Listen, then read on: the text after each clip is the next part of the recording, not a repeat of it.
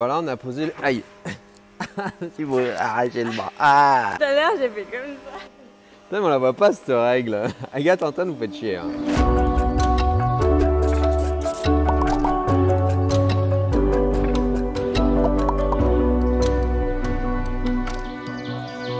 Entre 3 et 5 jours, on a fait cette façade.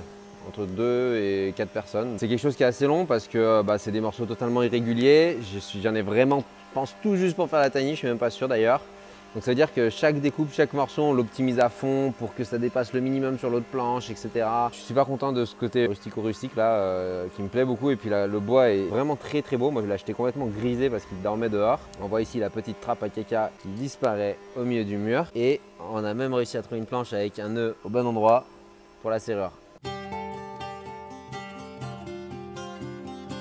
Petit rappel, le Polonia, c'est une essence de bois très légère, ce qui pousse très vite, que j'avais acheté en plot de 2,7 mm d'épais. Et moi, je veux le poser à clin, le bardage. Donc avec les planches de 2,7 d'épais, c'était beaucoup trop large, ça prenait trop d'épaisseur. Donc je les ai passées dans la scie à ruban pour les diviser l'épaisseur en deux. Et là, j'ai des planches qui font à peu près 1,3 cm d'épais. On a d'abord déligné un côté. On garde l'écorce sur un côté. Une fois que ce côté est déligné, on la fait à la scie à ruban. Hop, on la met sur le champ, dans la scie à ruban. Et ensuite, on les a rabotés. Le moins possible parce que c'est déjà super fin. Vous voyez ça là, c'est les traces de la scie à ruban. Et là, c'est un peu assez raboté.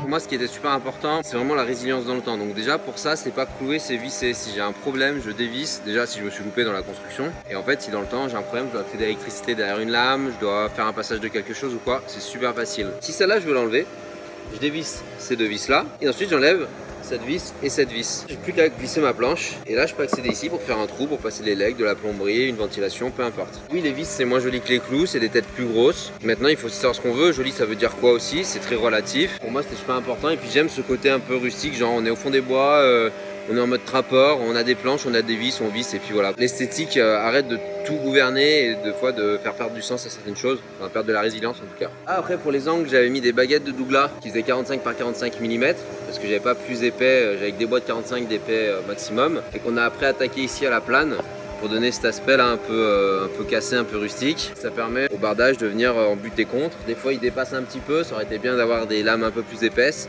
Mais bon, c'est déjà cool. Et après, là, en finition contre mes menuiseries, j'avais fait un cadre en mélèze.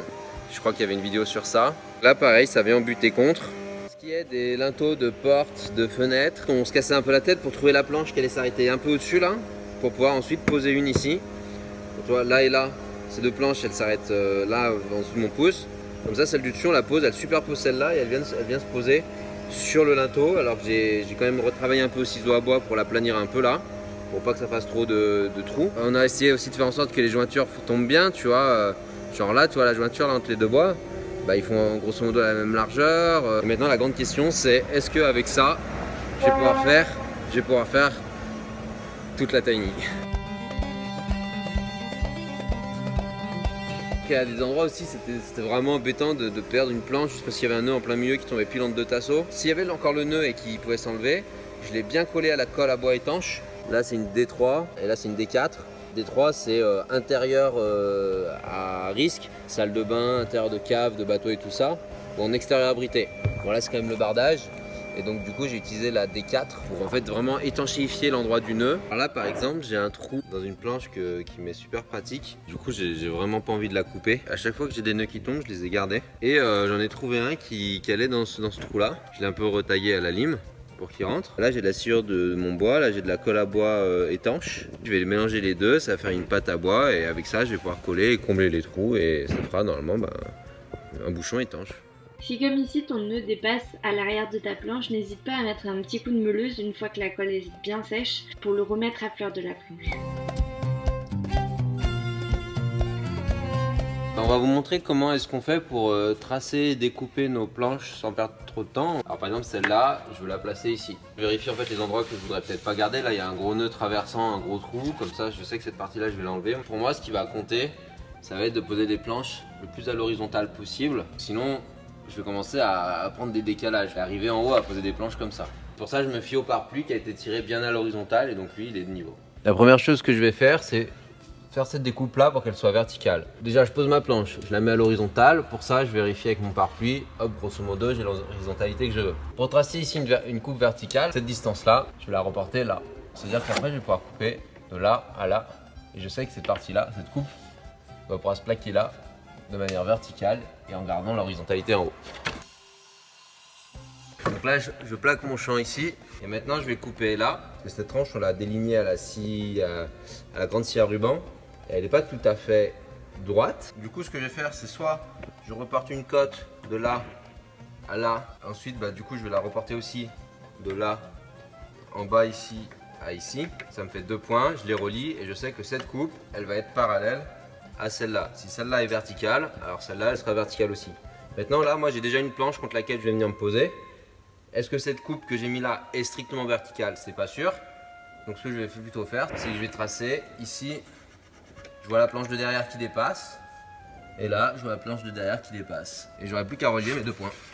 J'ai fait attention à avoir quand même un petit millimètre de jeu et de pouvoir la caler sans forcer. Parce que c'est du bois, du coup ça va bouger avec le temps, ça risque de fléchir et de toute façon il faut laisser fléchir. Donc comme ça au moins on est bien. Donc du coup j'ai calé juste hors caméra une vis ici pour bien qu'elle tienne. Le but quand vous vissez, c'est que comme la planche n'est pas droite comme ça, elles sont légèrement en biais. Donc du coup il faut aussi visser non pas droit, mais un petit peu en biais aussi, pour que ça suive à peu près la pente du bois. J'ai glissé une réglette derrière pour qu'elle vienne se caler sur la planche du dessous, pour vérifier la hauteur que j'ai ici, pour pouvoir visser la planche qui est juste en dessous. Donc j'ai regardé ma hauteur, mettons 15 cm, je l'ai reportée là, et puis je vois à peu près que ma vis, je peux la caler par ici sans problème. Donc là, j'essaye d'aligner quand même mes vis pour que ce soit un minimum esthétique. Et là, ce que je vais faire, c'est que je vais redévisser ces vis légèrement, pour pouvoir, quand je vais visser la suivante, bien adapter, que ce soit bien comme il faut et que ça ne les fasse pas craquer ou fléchir. Donc je vais les redévisser toutes les deux, légèrement, pour pouvoir après mettre la suivante. Pourquoi ces vis là? Alors déjà c'est des vis inox en extérieur. Elles sont un peu grosses, elles sont pas super esthétiques. Bon moi c'est vrai que ça m'a attristé un peu, j'aurais bien aimé avoir des vis super jolies. J'aurais pu prendre des vis à tête réduite. C'est des vis avec une plus petite tête dans laquelle on visse. C'est super joli. Le problème c'est que moi j'ai un bois très tendre et le bois là il va bouger, il peut notamment tuiler. Il y a une expression que vous connaissez sûrement qui s'appelle le cœur au soleil. On met le cœur du bois au soleil. Alors c'est quoi? Si je regarde cette planche là, vous voyez les veines arrondies qu'il y a sur la tranche. Là en bas où il y a mon petit doigt, il y avait le centre du tronc et là où il y a mes doigts en haut qui bougent, il y avait l'extérieur du tronc. Où il y a mon petit doigt, c'est le cœur du bois. Et on dit souvent, on doit mettre le cœur au soleil. Pourquoi? Parce qu'en fait le bois il va s'arquer dans le sens inverse des ronds que vous avez là. Si vous voulez un exemple pratique, là on a les veines, elles sont comme ça, elles font des ronds comme ça. Donc le cœur du bois était là et ça c'était l'extérieur du bois. Et donc le bois s'arque dans le sens inverse de la forme qu'avait le tronc. Souvent on dit en charpente ou en menuiserie, on met le cœur au soleil, c'est-à-dire le cœur du bois vers l'extérieur pour que ça bombe vers l'extérieur de notre construction. Bon, je suis pas un pro sur le sujet, mais moi dans mon bardage, le cœur est pas au soleil, il est à la tiny. Pourquoi? Parce que je veux voir cette écorce là vers l'extérieur. Donc mon bois va s'arquer comme ça. C'est pour ça que je visse chaque planche en haut et en bas. Et donc pourquoi j'ai pas mis des têtes réduites? J'ai un bois qui est très tendre. C'est pour ça qu'il est si léger, le Polonia. Il est très tendre, c'est vraiment du beurre. Et du coup si j'ai une petite tête de vis, si le bois est amené à bouger, la vis elle va rester à sa place. Et est-ce que en fait la vis elle va pas juste s'enfoncer dans le bois? Enfin plutôt la vis elle va pas bouger, mais le bois va pourrait sortir de la vis. C'est pour ça que finalement je suis parti sur des têtes larges, classiques. Après c'est une question de pérennité et de sécurité aussi par rapport à ça. Pour protéger le bardage, on a hésité entre la lasure et le rubio. La lasure, ça laisse un film très fin qui protège le bois des UV, de la pluie, pour éviter qu'il moisisse, tout ça. Alors que le rubio, lui, a un fini plutôt mat, mais dépose une couche de couleur sur le bois, rend un fini un peu plus poudré. On a finalement choisi la lasure parce que ça donnait un rendu plus naturel.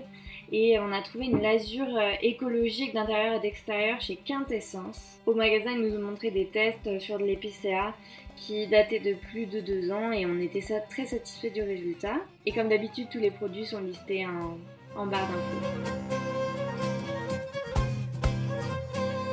sur la façade que j'appelle ouest, qui est sur la petite terrasse. Là, ça va être des panneaux de contreplaqué pleins. Ça va être une partie pleine. Alors beaucoup de gens me demandent pourquoi est-ce que là je suis en partie pleine et peinte et là je suis en bardage. En fait, cet endroit-là, moi je voulais vraiment dessiner une continuité entre intérieur et extérieur. C'est pour ça que le niveau de la terrasse est exactement au même niveau que l'estrade à l'intérieur. La toiture, elle va dépasser avec le même revêtement intérieur. Ce que vous voyez, le cadre en bois ici, c'est le mur nord qui va filer sur la terrasse avec le même revêtement qu'à l'intérieur. Et du coup, on a l'impression que tout ça sort dehors en fait. Finalement, ce volume-là, c'est comme si on avait mangé une partie de la tiny. Du coup, le fait de venir mettre un autre revêtement, lisse en plus, c'est un peu comme si on tombait peut-être sur une cloison intérieure, ou en tout cas, c'est vraiment une partie qu'on enlève. On a enlevé un volume de la tiny, et du coup, cette partie, elle est dedans dehors. Et c'est pour ça que c'est pas le même traitement. C'est du contreplaqué de 10 mm d'extérieur. On les a peints d'une peinture extérieure, résistante aux UV, aux intempéries, tout ça. Donc en fait, rien que ça, normalement, ça protège le bois. C'est d'une enveloppe étanche. On a bien protégé les champs du contreplaqué parce que c'est cet endroit-là qui est plus risqué, qui est plus à risque. On a peint de l'autre côté derrière aussi. Là c'est pareil, il a fallu faire passer, vous allez peut-être pas voir, il y a un trou sans câble encore pour faire passer l'électricité pour la lampe. C'est du câble blindé fourni par geotellurique.fr. Donc moi je les ai juste peints en noir pour les parties qui vont être en extérieur qu'on va voir jusqu'à la lampe. Et là il y a un trou avec un câble qui fait là, qui va là, qui descend là derrière la porte, vous pouvez pas le voir, on le voit ici, là, tac tac tac, boum boum. Et il va venir alimenter une petite prise que j'ai posée là.